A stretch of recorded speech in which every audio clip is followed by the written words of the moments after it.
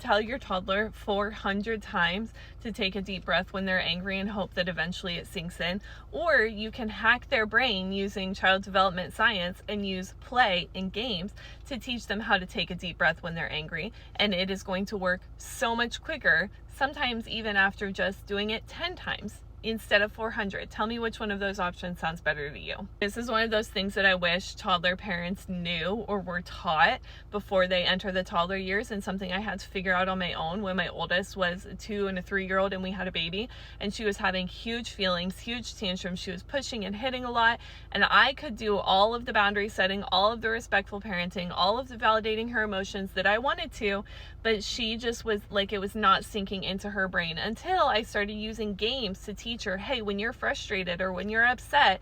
do this instead. And we were doing games like Splat Pad or Power Hands or pushing against the wall or throwing bean bags. We were doing these games to teach her other ways to get that anger and frustration out, and almost immediately that started to sink in. Why? Because kids learn through play. So why are we not using that to our advantage when it comes to teaching them emotional regulation skills so that they're not like flailing themselves on the floor or like whacking their brother every time they're upset? Now I'm on my 3rd toddler and I've got a 4th baby, so we're still fully in the toddler stage at my house with all of my kids, and I have seen it continue to work even with my oldest, who is almost 7, with my youngest, who is 2. Using games to teach them how to listen, how to regulate their emotions, how to get their energy out in a safe way has been so wildly helpful. And that is the whole reason why I created the Wild Hands Activity Guide, so that I could give you all of the really simple games and like daily things we do to regulate them so that they don't have tantrums or freakouts or tricky behavior all day long.